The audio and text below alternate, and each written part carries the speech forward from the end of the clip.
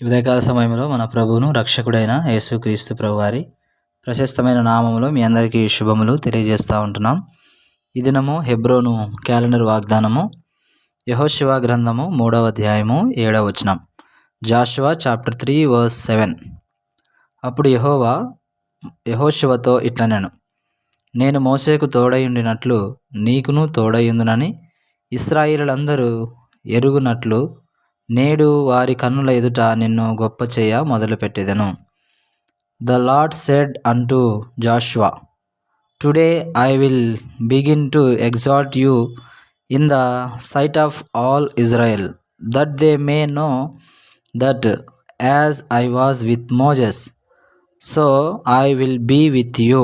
ఈ మాట మనము చూసినట్లయితే దేవుడైన యెహోవా దైవజనుడైనటువంటి యెహోషువతో ఈ మాటలు చెప్తూ వచ్చాడు. ఇశ్రాయేలు ప్రజలను ఐగుప్తు నుంచి కనానుకు నడిపించేటువంటి బాధ్యతను దేవుడు మోసేకు అప్పగిస్తూ వచ్చాడు. మోసే ఈ లోకములో తన పని ముగించిన తర్వాత, తన పరిచర్య ముగించిన తర్వాత మోసే యొక్క పరిచర్యను యెహోషువకు దేవుడు అప్పగిస్తూ వచ్చాడు. ఈ సందర్భంలో దేవుడు యెహోషువను బలపరచుట కొరకై యెహోషువకు ఎన్నో వాగ్దానములు ఇస్తూ వచ్చాడు. అందులో ఒక వాగ్దానమును మనం చూస్తూ వచ్చాం.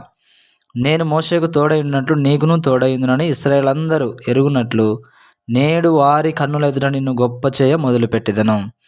వారి కన్నుల ఎదుట నిన్ను గొప్ప చేయ మొదలుపెట్టెదను.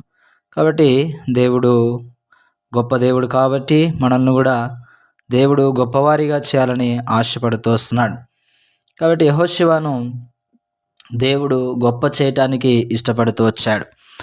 అందుకే చెప్తున్నాడు, నేను మోషేకు తోడయుండినట్లు నీకును తోడయుందును.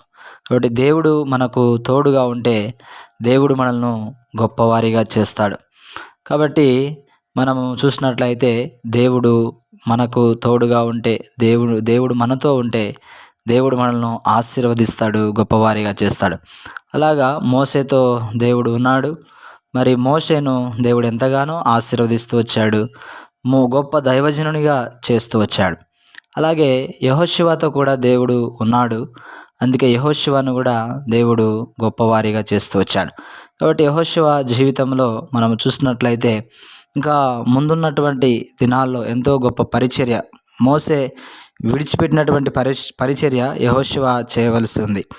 కాబట్టి యెహోషువ జీవితంలో కూడా మనము చూసినట్లయితే ఎన్నో గొప్ప గొప్ప యుద్ధాలు మరి ఇశ్రాయేల్ పక్షాన యెహోషువ చేస్తూ వచ్చినట్లుగా మనము చూస్తున్నాం.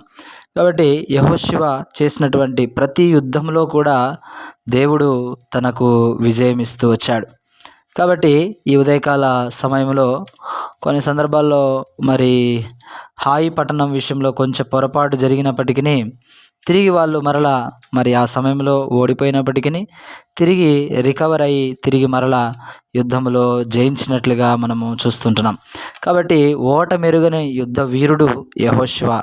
కాబట్టి ఆయన జీవితంలో ఎప్పుడూ ఓడిపోలేదు. అయితే కొన్ని సందర్భాల్లో కొంతమంది అవిధేయతను బట్టి మరి ఓడిపోతూ వచ్చినట్లుగా చూస్తున్నాం. అయితే యుద్ధంలో యుద్ధశాలిగా, యుద్ధంలో ఎప్పుడు ఓటమెరుగైన నాయకుడిగా యెహోషువను మనం చూస్తున్నాం. అంత మాత్రమే కాదు, యెరికో పట్టణాన్ని కూడా జయిస్తూ వచ్చినటువంటి గొప్ప దైవజనుడిగా మనం చూస్తున్నాం. కాబట్టి ఉదయకాల సమయంలో దేవుడు నీతో ఉంటే, నాతో ఉంటే మనల్ని కూడా దేవుడు గొప్పవారిగా చేస్తాడు. అలాగా యెహోషువ వలె మరి దేవుడు నన్ను గొప్పవారిగా చేయటానికి దేవుడు ఆశపడుతూ వస్తున్నాడు. అయితే దేవుడు మనకు తోడుగా ఉండాలని మనం ఎల్లప్పుడూ ప్రార్థన చేసేవారంగా ఉండాలి. దేవుడు మనతో ఉంటే మనం ఎన్నో గొప్ప గొప్ప కార్యాలు ప్రభు కొరకు చేయగలము. దేవుడు అలాగా మిమ్మల్ని, మీ కుటుంబాలను యెహోషువ వలె ఆశీర్వదించి దీవించునుగాక. అలాగే చివరిగా యెహోషువ అన్నాడు, నేను నా ఇంటి వారిని యెహోవాను సేవించేదము. కాబట్టి ఎన్నో విజయాలు పొందుకున్నాడు. అంత మాత్రమే కాదు, కుటుంబం అంతటిని కూడా ప్రభు సన్నిధిలోకి తీసుకొచ్చాడు. అలాగే దేవుడు నన్ను ఆశీర్వదించి సిద్ధపరచునుగాక. దేవుడి మాటలు దీవించునుగాక. May God bless you.